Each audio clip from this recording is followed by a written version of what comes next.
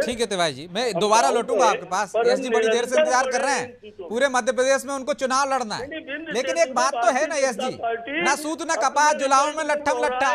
आपके पास संगठन है नहीं, नेता ऐसे है नहीं। बसपा भी कह रही हम सब जगह चुनाव लड़ेंगे, आप भी कह रहे हैं हम सब जगह चुनाव लड़ेंगे। हम तो लड़ते आ रहे हैं हमेशा से, ठीक है जनसंघ के यस टाइम जी, से। हमारे लिए क्या नया है? बिंद में मौका मिल सकता है आपको, ग्वालियर चंबल में मिल सकता है थोड़ा बहुत समर्थन। लेकिन हमारे बुजुर्ग जो भारतीय जनता पार्टी के साथी यहाँ बैठे हुए हैं, मुझे लगता है उनके पास बहुत सारा आक्रोश है या बहुत सारा कुछ बोलने के लिए है। तो इतना बोलने के बाद भी वो मेरे सवाल पे आने नहीं दे रहे हैं। 2 बार उन्होंने आपको रोक दिया। नहीं, आपको पर्याप्त समय है भी अपने पास। देखिए, विंध्य क्षेत्र की अगर बात करेंगे, जैसा अभी मैं भारतीय जनता पार्टी के तमाम साथियों की बात सुनता हूँ, मीडिया के माध्यम से चर्चाओं में बात होती है। अभी भी आपके पैनल में बैठे भारतीय जनता पार्टी के हमारे बुजुर्ग बोल रहे थे हमारा संगठन है, हमारा कैडर वोट है। इनका संगठन है, कैडर वोट है। विंध्य क्षेत्र की अगर आप बात कर रहे हैं, आपका जो आज चर्चा है वो विंध्य क्षेत्र को लेकर के प्रमुखता से है। विंध्य क्षेत्र पूरी तरीके से समाजवादी विचारधारा का गढ़ रहा है। अगर भारतीय जनता पार्टी का गढ़ रहा है तो गणेश सिंह जी कौन है? क्या एबीवीपी से निकले हुए हैं? क्या आरएसएस से निकले हुए हैं? कौन है गणेश सिंह जी जिनको लगातार आप टिकट दे रहे हैं और वो विजयी हो रहे हैं? वो समाजवादी विचारधारा, और समाजवादी विचारधारा के माध्यम से ही वो काम करते हैं। वो आरएसएस की बात नहीं करते, वो मनुवाद की बात नहीं करते जो भाजपा और आरएसएस की विचारधारा है। वो समाजवाद की ही बात करते हैं, तब आपको विजयश्री प्राप्त होती है। श्रीनिवास तिवारी जी कांग्रेस पार्टी की हुआ करते थे, वो कौन थे? वो भी समाजवादी विचारधारा की, उनकी विचारधारा कांग्रेस की नहीं थी। ये सारा जो विंध्य क्षेत्र है ये समाजवादी विचारधारा का एक बड़ा गढ़ रहा। ये बात सत्य है कि हम उस विचारधारा को एकत्रित कर सही तरीके से एकत्रित करने में कामयाब नहीं हो पा रहे हैं। और उस कामयाब नहीं हो पाने के पीछे भी बहुत सारी बातें हैं। जो मनुवादी विचारधारा को चाहते हैं लोग, भारतीय जनता पार्टी के लोग, वो थोपने का काम करते हैं। वो लोगों पे वही बात कर रहे हैं। आप बात कीजिए जब हम बात करते हैं प्रेस्टीज की, तो यस जी अभी तक नहीं साथ पाए, तो अभी ऐसा क्या करने वाले हो कि सारे समाजवादी विचारधारा के लोग आपके बैनर तले आ जाएंगे, साइकिल पर सवार हो जाएंगे? मैं आपका प्रश्न नहीं सुन पाया। अभी ऐसा क्या करने वाले हो कि सारे समाजवादी विचारधारा के लोग, चाहे वो हाथ के साथ हो, चाहे हाथी पर सवार हो, चाहे वो पंजे के साथ हो, चाहे कमल पर हो, वो सब साइकिल पर सवार हो जाएंगे? ऐसा कुछ करने वाले हो क्या आप? जब आप कह रहे हो, खुद ही कह रहे हो ना कि हम नहीं संभाल पाए उनको, नहीं साथ पाए, कुछ कमियां हैं, तो वो कहां से दूर होती दिख रही हैं? जब भारतीय जनता पार्टी का जन्म नहीं हुआ था तब विंध्य क्षेत्र में समाजवादी विचारधारा बहुत मजबूत तरीके से काम करती थी। देश में पहले नेत्रहीन सांसद लगातार 2 बार जीते तो शास्त्री जी जीते रीवा से। ये समाजवादी विचारधारा थी, किसी भारतीय जनता पार्टी और आरएसएस और मनुवाद की विचारधारा नहीं थी। ये समाजवादी विचारधारा थी। मैंने श्रीनिवास तिवारी जी का नाम लिया, मैं तमाम ऐसे लोगों का नाम ले सकता हूं जो विंध्य क्षेत्र में समाजवादी विचारधारा के माध्यम से समाजवादी पार्टी। तो इससे इनकार कौन कर रहा है ना यस जी, वही तो मेरा सवाल है कि ये लोग छोड़ के चले गए ना आपको। आप ऐसा क्या करने वाले हो कि समाजवादी विचारधारा के लोग अब एकदम साइकिल पर सवार हो जाएं, सपा के साथ आ जाएं? ब्रजेश भाई मेरी बात को आने तो दीजिए। मैं पहले भारतीय जनता पार्टी के साथी की बात के साथ में उसको जोड़ के आपसे बात का जवाब दूंगा कि ये दावे तो करते हैं। रामानंद सिंह जी भारतीय जनता पार्टी से सांसद हुए अभी कुछ दिन पहले।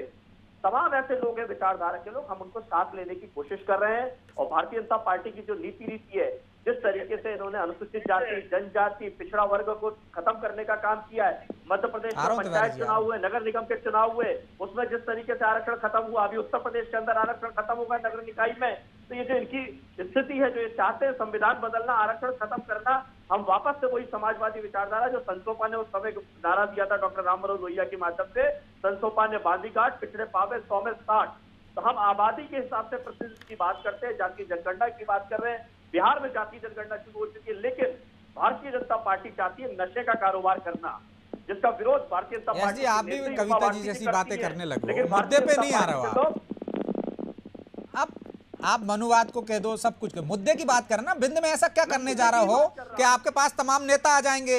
आपका संगठन नहीं है, मध्य प्रदेश में आपका कोई नेता नहीं है, सिर्फ अखिलेश जी के भरोसे हो, उस बॉर्डर पर हो, तो ऐसा क्या कर रहा हो जिससे आप पूरे प्रदेश में चुनाव लड़ने जा रहा हो? मैं उस पर सवाल कर रहा हूं आपसे कि आपके पास 4 ऐसे उम्मीदवार भी हैं। विंध में की बात कर लेते हैं हम। ब्रिजेश भाई मुझे बताइए, भारतीय जनता पार्टी के पास कौन सा नेता है? कांग्रेस पार्टी के पास कौन सा नेता है? अभी तो आप भाजपा के नेताओं का ही नाम बना रहे हैं ना, आपको छोड़ के चले गए कांग्रेस के नेताओं का नाम जो आपको छोड़ के चले गए। भाई सवाल का जवाब तो देने दीजिए जी। रातों रात सिंधिया 28 लोगों को लेकर के बीजेपी में चले गए, क्या कांग्रेस पार्टी के पास नेता बटे? या बीजेपी के पास नेता नहीं थे जो 28 में 26 लोगों को चुनाव लड़ाया? हमारी पार्टी के घोषित प्रत्याशियों को पन्ना की पवई विधानसभा में तोड़ा, सीहोर की बुधनी की विधानसभा में तोड़ा, इनके पास अभी पृथ्वीपुर में उपचुनाव हुआ, इनके पास प्रत्याशी नहीं था, हमारी पार्टी से लेकर के तोड़ करके लेके आए। तो ये संगठन और कैडर की बातें करना, ये बेमानी बातें हैं भारतीय जनता पार्टी की। ये किसी भी तीसरी शक्ति को पनपने नहीं देना चाहते हैं। ये अपनी शक्तियों का जो राजनीतिक शक्ति इन्होंने सत्ता में हासिल की है। तो तिवारी जी, आप सत्ता की दम पर तोड़ कर ले जाते हो, उनके पास तो कार्यकर्ता भी हैं, नेता भी हैं, उन्हीं नेताओं को आप ले जाते हो और उनको टिकट दे देते हो। तो हो सकता है समाजवादी विचारधारा के लोग, जिस तरह से उन्होंने नामों का उल्लेख किया गणेश सिंह से लेके, वो सब इकट्ठे हो रहे हों और समाजवादी विचारधारा में मिल रहे हों, उधर जा रहे हों। जैसे आप तोड़ते हो वैसे वो तोड़ने की रणनीति बना रहे हो। आपके लिए भी खतरा है। अभी तक तो हम ये मान रहे थे कांग्रेस के लिए समाजवादी पार्टी खतरा है। ब्रजेश जी, एक तो आप बार बार उनसे पूछ रहे थे भैया आप क्या कर रहे हो ऐसा, ये सब के सब चले आएंगे। पर भैया ने उस मामले में कुछ नहीं बोला। आखिर में उनने अपने हृदय का उद्गार निकाल दिया कि दो बड़ी पार्टियां हमको जीने नहीं देना चाहती, हमको जन्म नहीं लेने देना चाहती, हमको अंकुरित प्रस्तुति। सच बात यही थी। आपके पास प्रत्याशी है गणेश सिंह जी कौन सी विचारधारा के? आरएसएस की विचारधारा। मैं आपका एक बिंदु नहीं छोड़ूंगा और अपनी धौंकनी बंद करो ना भाई। आपने टिकट दिया था। अरे बोलने नहीं, ये गलत बात है। आपको मैंने बोलने दिया, विचारधारा के आधार पर है ही नहीं। इस आधार पर आपने इतने गंभीर आरोप लगाए कि हमारे नेता तोड़ ले गए, तो जवाब तो ले लो। इस आधार पर डिबेट नहीं होती है बेटा। मैंने बोला आप बुजुर्ग कह रहे थे, मेरे नौजवान साथी, मैंने बोला नहीं मैंने बोला तो आपने जवाब दिया। अब आप बोले तो मैं तो नहीं बोला। बात आ जाने दीजिए। अपनी धौंकनी बंद कर लो तो मेरा सुन लो, फिर बोल देना। कोई मनाही नहीं डिबेट है भाई। नहीं मनाही नहीं, डिबेट तो नहीं मनाही नहीं। बोलेंगे ना तो दर्शक भी आपकी बात समझेंगे ना। यस जी, समय खराब भागना है, सत्यता से आपको भागना है। सिंह जी की विचारधारा क्यों नहीं बता पा रहे? आप रामानंद सिंह जी की विचारधारा क्यों नहीं बता पा रहे? आप 28 प्रत्याशी जो उपचुनाव हुए थे उनकी विचारधारा क्यों नहीं बता पा रहे? आप सुन तो लीजिए, आप कहाँ गया आपका संगठन? कहाँ गया आपका गलत बात है। आपके कैडर में एक ही प्रत्याशी है जिसको आप चुनाव लड़ा सकते हो। यस जी, गलत बात। कोई विचारधारा नहीं थी जिस मुलायम सिंह और अखिलेश की।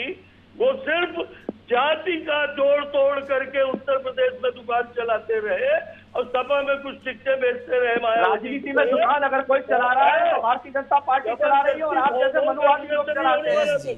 आप जैसे मनुवादी लोग चलाते हैं। स्पष्ट शब्दों में कह रहा हूँ, आज ये स्पष्ट शब्दों में कह रहा हूँ, दुकान जो शब्द आपने इस्तेमाल किया, राजनीति की दुकान शंकरलाल तिवारी जी आप जैसे लोग चलाते हैं, मनुवादी लोग चलाते हैं, जिनकी पार्टी में कोई विचारधारा नहीं है। हम राष्ट्र चला रहे हैं, आप लोग चलाते हैं। हम देश चला रहे हैं।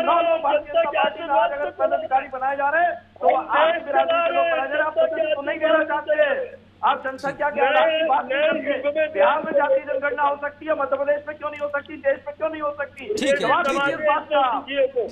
ठीक है यश जी, तिवारी जी, कविता जी, बसपा और समाजवादी पार्टी आपके लिए सबसे ज्यादा खतरा है क्योंकि वोट बैंक पे आपके में सेंध लगाती है। बीजेपी को तो कम खतरा है।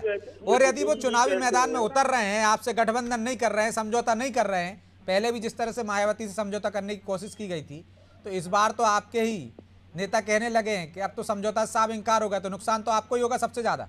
ब्रजेश जी आ रहा हूँ तिवारी नंबर था, मेरे कुछ बोलना है। 30 सेकंड में बोल लीजिए, कविता जी जवाब लेता हूँ। मेरे को थोड़ी सा बोलना है ब्रजेश जी, आधा सेकंड में। जी बोलिए।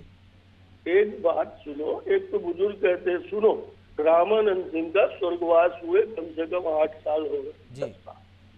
आप रामानंद सिंह जी का अरे भाई तुम्हें नहीं जानकारी थी? अभी 5 साल पूरे नहीं हुए उनके चलो स्वर्गवास हो गया, ये मत बात जाइए सुनो। यार, 5 साल 8 साल जबरन की बहस को आगे मत बढ़ाइए एसजी प्लीज। बात सुनो ना, ठीक। स्वर्गवास हो गया, ठीक है। आप उनके नाम को बता रहे हो। और जाहि ठीक है। गणेश सिंह जी की बात, ठीक है, तो तिवारी जी। गणेश सिंह जी 20 साल से सांसद हो रहे हैं, ठीक। आपको मालूम नहीं है? हाफ पैंट का भी उनका गणवेश लगा के आरएसएस का, और शाखा में जाने का भी तिवारी नियमित जी, रूप से यस जी, समय हो गया। कविता जी से कमेंट ले लेते हैं। कविता जी, सबसे ज्यादा खतरा आपके लिए, जल्दी जवाब दीजिए, 30 सेकंड में, समय नहीं है, मैंने अपना समय आपको दे दिया। तिवारी जी प्लीज।